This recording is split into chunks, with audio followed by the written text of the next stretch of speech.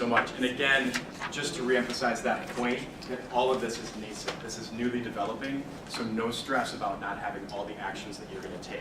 Two quick things that I want to touch on briefly before we jump to that reactive action. One is that I heard a lot of amazing ideas, and I was like, oh, I wish it was down so I could be taking notes. There are a lot of excellent things that I heard about building that vision, actions that you're going to take. I do know that on both the Chicago team and the Phoenix team, there is a priority for school director collaboration. So take what you have and build on it with everybody else in the room. Maybe there's a way we can actually bring Chicago and Phoenix together with these ideas.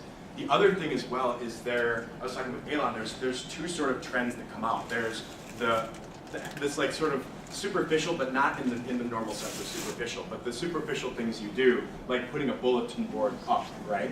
And putting those shout outs. And then there were some people that were saying, I want to make sure that I am extremely on point with my curriculum specialist that first day of the diversity community achievement session when it's introduced, to make sure that we're really hitting on this partnership, trust, and respect, which is very deep, right? So there's two levels of the strategy and tactics that we go into. You're going to want to take both as you take this into consideration. So we're moving now. We have the nascent vision. We have some ideas about action. Remember, we're skipping checking for reality because a lot of the time that happens in the moment. So just to reiterate the fourth key point of our session, again, it's on us, right? You must take reactive action when the reality of your culture is not meeting your vision, and particularly when there are breaches in the core values. If we don't take action, we lose credibility as the cultural leaders of our school. Everybody sees a breach of culture. If they see us in action, it actually sends a very, very clear message that we don't think it's important to uphold that culture at our school. So the onus is on us to be the first line of response when there is a breach, and it will trickle down. Remember, that culture is that group mindset. People will act individually in the moment to uphold the values if they see us doing it as well, and that's the group mindset. The way that we're going to approach this, you've seen them before, so don't think that they're popping out of nowhere. But if you can open up your school director handbook to page 73, we're going to revisit these key interaction principles. And again, it's on page 73. It's probably easier to read from your book than the slide, but if you can see the slide.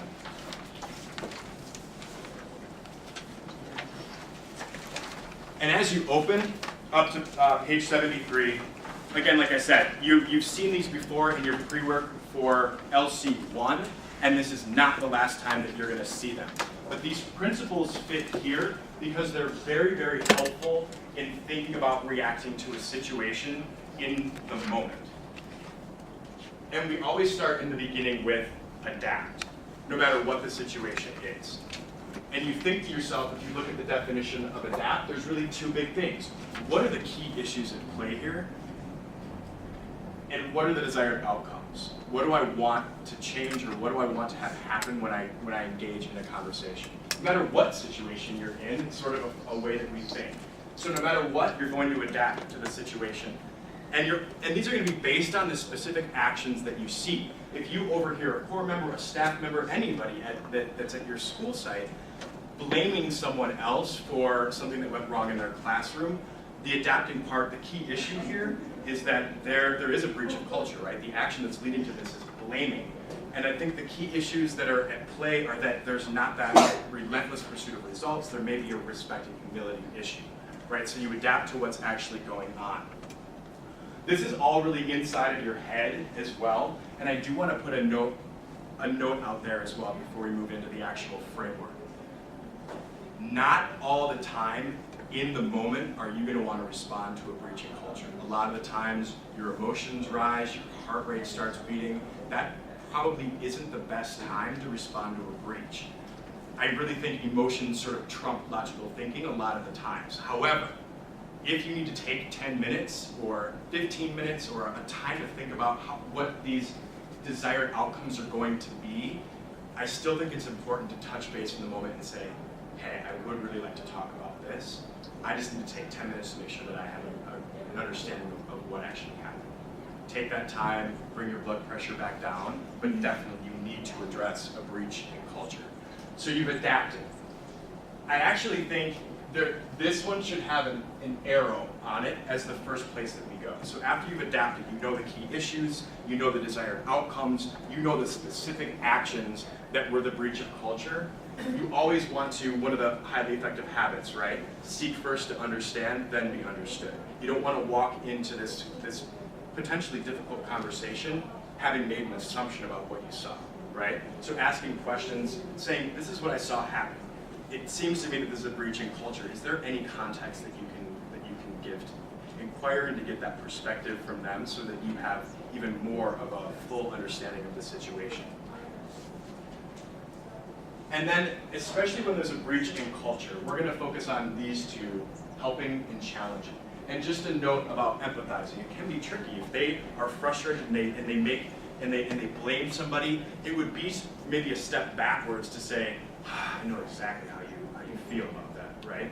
You don't want to validate an action that's a breach of culture.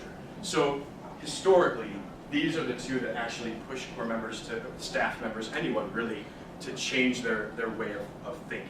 So moving to helping and challenging and putting in place. So if you're helping them see an alternative solution, or helping them see a different way of the issue that took place, or challenging them to take a different course of action next time, or right now in the moment.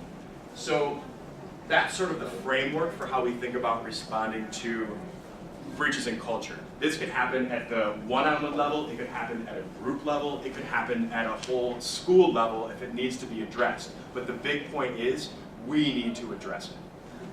So what we're going to do now is actually practice this reactive action when there's a breach in culture.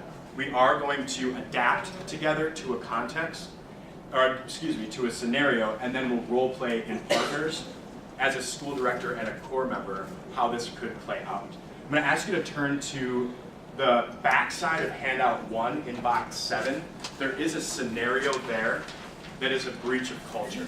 As I have a volunteer read, I would love for you to be thinking about adapting. What are the key issues? What are the desired outcomes? What specific actions are you seeing? Can I have someone from the Phoenix team volunteer to set us up for this by reading the context?